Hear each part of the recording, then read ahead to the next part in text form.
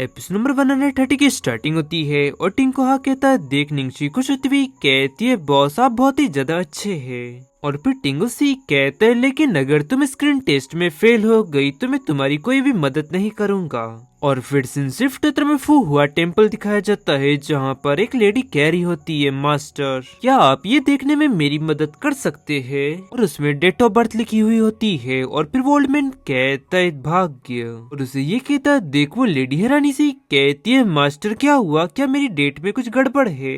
और ये टिंग की मॉम होती है। और वो जो सी कहता है, इस भाग्य के हिसाब से तुम्हारा हस्बैंड और तुम्हारा बेटा फ्यूचर में तुम्हारे खिलाफ हो जाएंगे। उसकी ये बात सुन वो हैरानी सी कहती है, क्या।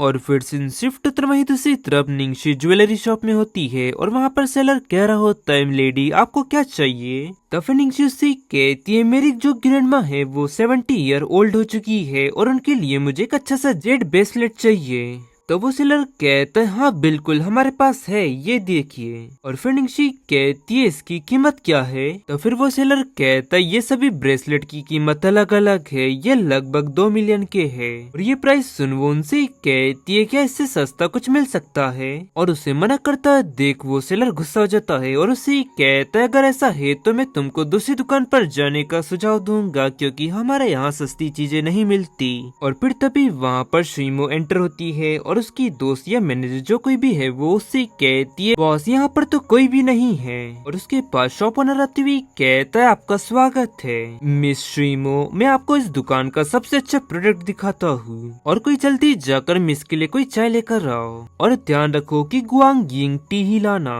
और फिर निंगशी उस सेलर से कहती है, ये ब्रेसलेट काफी ज्यादा महंगा है, क्या इसके अलावा तुम्हारे पास और कुछ है। फिर वो सेलर रूडली उससे बात करती हुई कहता है, क्या महंगा, दिखने में तो तुम काफी ज्यादा गरीब लगती हो और बातें तो ऐसी कर रही हो जैसे कि तुम बहुत ही ज्यादा अमीर हो।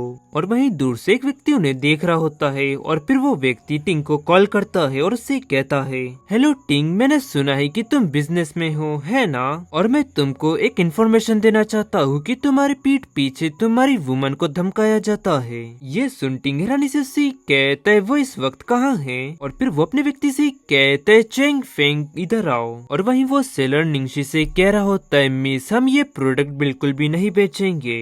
और तभी वहाँ पर कुछ व्यक्ति आते हुए कहते, एक मिनट रुको। और वो सेलर उस व्यक्ति को देख हैरानी से कहता है, यू मैनेजर आपका यहाँ पर आना कैसे हुआ।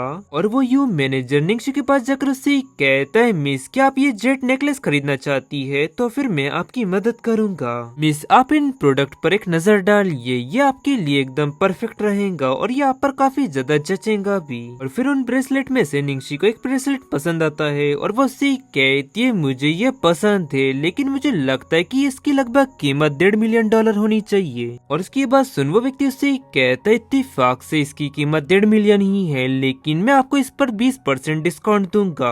और ये सब देख वहाँ पर शीमो कहती है, सेलर तुमने तो कहा था ना कि तुम उसे नहीं बेचोगे। ये सुन मैनेजर यू काफी ज्यादा गुस्सा हो जाता है और कहता है, क्या तुमने ऐसा कहा कि तुम इसे नहीं बेचोगे। कस्टमर हमारे लिए भगवान की तरह होता है, तुम ऐसा कैसे कह सकते हो, तुम्हें नौकरी से निकाला जाता है। तो वो सेलर रोती हुई कहता है, नहीं मैनेजर यू आप गलत समझ रहे हैं। और वहीं वो दोनों भी गुस्सा होकर वहाँ से जाने लगते हैं। और वो लड़की कहती है, कोई भी हमको सर्व नहीं कर सकता, तुम सभी लोग कचरा हो। और फिर सिंसिफ क्षेत्र में निंगशी का अपार्टमेंट दिखाया जाता है, जहाँ पर निंगशी उस व्यक्ति से कह रही होती है, तुम कौन हो और ये मेरा घर है और तुम मेरा रास्ता रोकना बंद करो।